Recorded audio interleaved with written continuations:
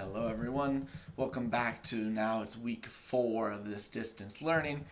I'll be honest, this is starting to get to be a lot right now and I miss having the face-to-face contact. Talking in front of a computer and typing in front of a computer is not the same as holding class. So I hope everyone is doing well. I hope you're hanging in there. There is some positive trends we're seeing right now and just how the cases are decreasing, so that's good to see, and it's starting to get sunny out and nice, so I don't know if that's a good or bad thing. Probably good because it's easier to get out and you can get up and take a walk and go outside if you'd like. But with that, again, I hope you're doing well. Let's get right into this. This week we're looking at probability and Venn diagrams tying together into one another. So the two disconnected concepts of probability that we spent a little bit of time on about 2 weeks ago, and then Venn diagrams that we spent last week on, are about to merge into one wonderful topic, and they lend really nicely into one another. So let's get into it right away. So what we have here is we have a problem similar to the one that we worked on last week, where we have a situation of a number of students with certain groups. So starting out, we know there are 27 students, so my universal set needs to add to be 27. I like this color, that was a nice one in the last video I made. So 27 students, 15 are in BPA. Now resist the urge to just put a 15 right here, because if you put a 15 right there, what's going to happen is we are saying there are 15 students in BPA, period. Not in BPA and speech and debate. So what we know right now is we know that this set totals to be 15. So when I add this region to this, the two regions together in the BPA set, it's 15. And then I also know 21 are in speech and debate. So when I add the two regions of speech and debate, the overlap and then the unique or excluded region of speech and debate, I know this is 21. And then 3 are in neither. This is where we start. Always start backwards on these. It normally lends itself to a solution. So I know there are 3 right here. So what that tells me is there are 24 students that combine to be in these 3 regions. Well, we can use that 24 remaining students to solve for either the number exclusive in BPA or exclusive in speech and debate. Since we're working backwards, I know 21 are in speech and debate. So if I take that 21 out of the 24, I'm excluding this whole set, this whole speech and debate set, and I know that this remaining region is the difference of these, which is 3. So there are 3 students who are in BPA, and only in BPA. Even though it says 15 are in BPA, well, I know that this set needs to be 15 now. So what that means for me is 3 are already counted. There's another 12 that are in both BPA and speech and debate. So this is 3 and 12. And finally, these need to total to be 24. So I have 3 and 12, which is 15. So that means I need another 9 in this region.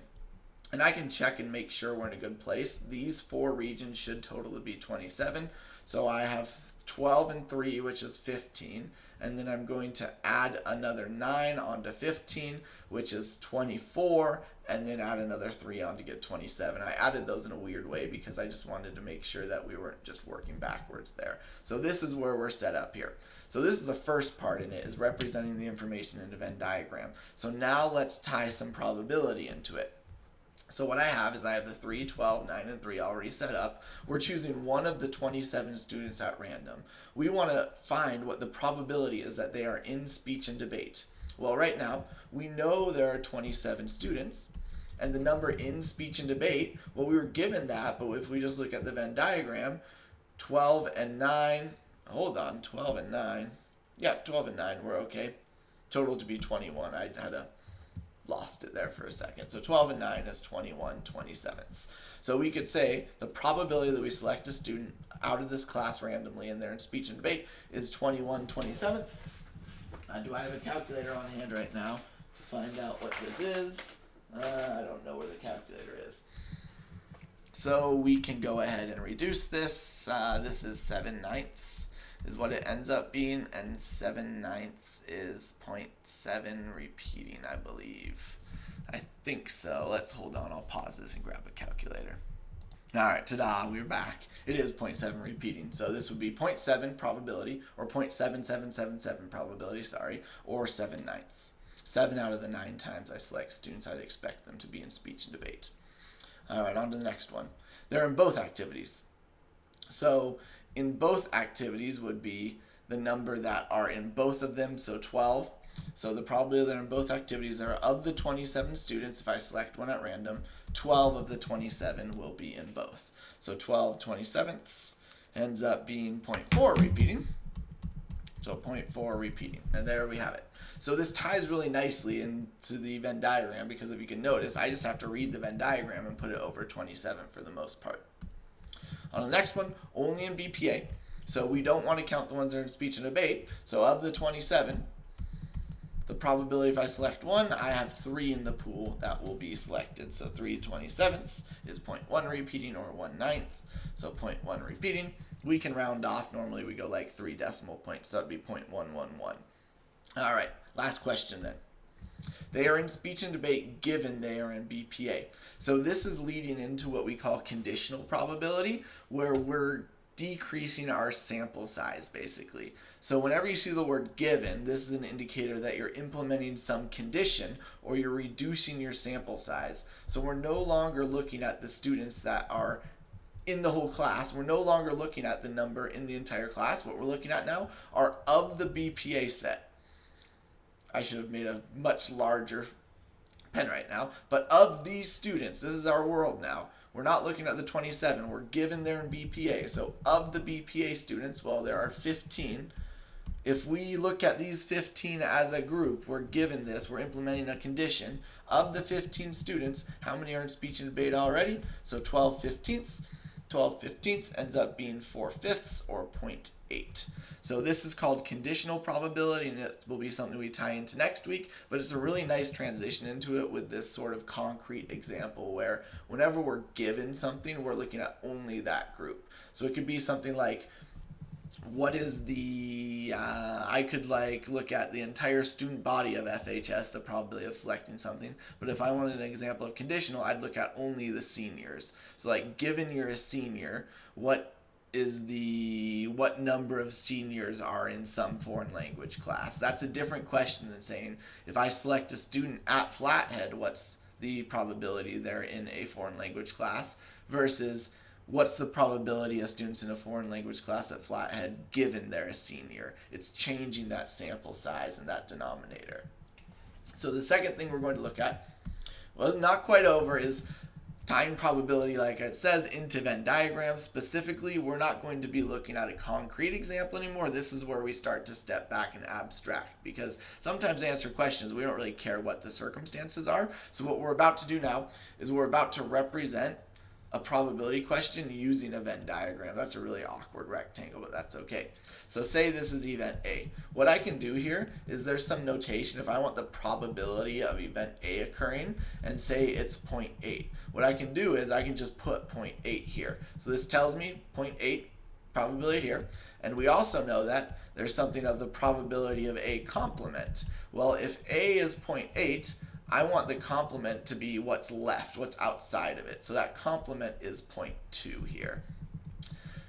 And there's a few rules of probability that we can talk about and build on since we're on this subject. The first would be, if I take a probability of event A and I add it to its complement, this always gives me the entire set or world universal set I'm living in. It's 1. And we can just manipulate this around if we'd like. So say I want to solve for like the probability of A occurring. Well, if I want to find the probability of A, it's 1 minus the probability of A complement. I just used algebra here, actually. This is crazy connections now. I subtracted probability of A complement because it's a number.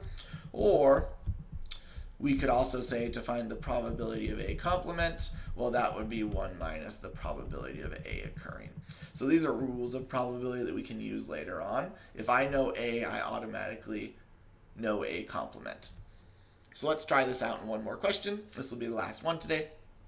So represent the following in a Venn diagram. Probability of A is 0.3. Let's call this set A.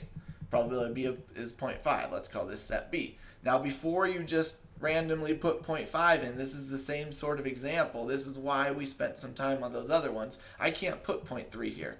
I can't put 0.5 here because I know A as a whole in regions 1 and 2 need to add to be 0.3.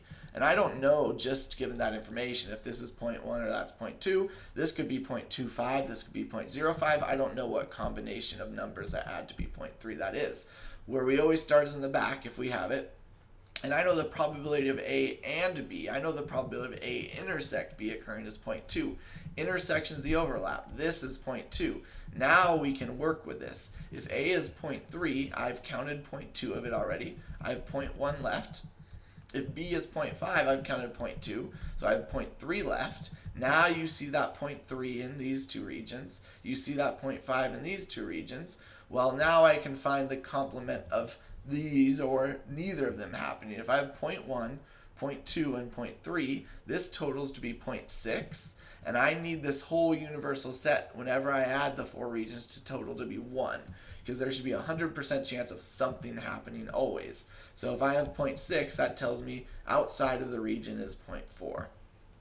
Finally, last thing we want to find here, now that we've done the Venn diagram, we're done with that step, is what's the probability of A union B occurring? Well, probability of A union B is the probability of A or B occurring, and this is where the regions start to tie in.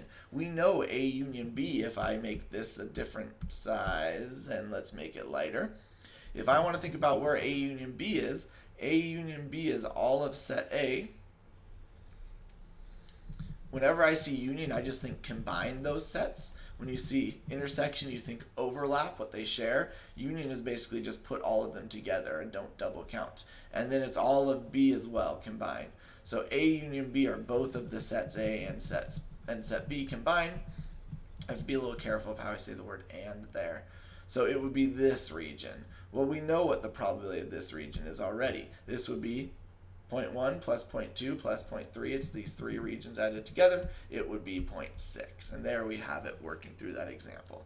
I hope this video helps. Next week we're going to look a little deeper into this. There's another rule we're going to talk about, another way of finding this. Maybe some of you already thought about it, but look for that in future videos. I hope this week of practice goes well. Let me know what questions you have as you start to encounter them.